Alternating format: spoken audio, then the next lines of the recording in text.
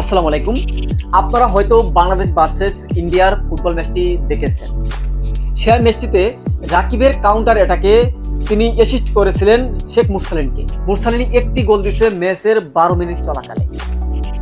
পুরো 90 মিনিট, অর্থাৎ পুরো 90 মিনিট প্লাস লাস্টে অ্যাডেড টাইম দিয়েছিল 6 মিনিট। 96 মিনিট খেলার পর একটি গোলও কেউ করতে পারেনি। ভারতও করতে পারেনি, বাংলাদেশও করতে পারেনি।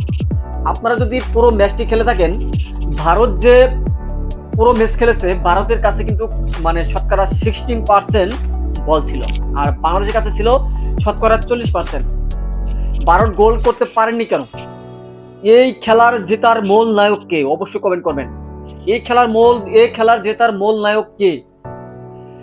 আমার মনে হয় এই ভারতের সাথে এই ম্যাচটির জেতার মূল নায়ক হলো হামজা চৌধুরী।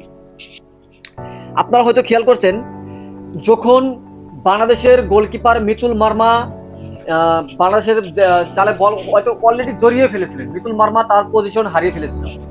মিতুল মার্মা পজিশন হারানোর পর ইন্ডিয়ার এক খেলোয়াড় বলটি জালে মানে কিক করার সাথে সাথে হামজা চৌধুরী নিজে যেন দ্বিতীয় একটি গোলকিপার হয়ে দাঁড়িয়েছিল। তিনি হিট করে বলটি সরিয়ে দিয়েছেন। যদি গোলটি তারা করে ফেলতো তাহলে কিন্তু বাংলাদেশ এক থাকতো, ইন্ডিয়াও এক থাকতো, ম্যাচটি ড্র হতো, কিংবা বাংলাদেশ কাবাজাবা করতে ইন্ডিয়া একটি গোল দিয়েই ফেলতো।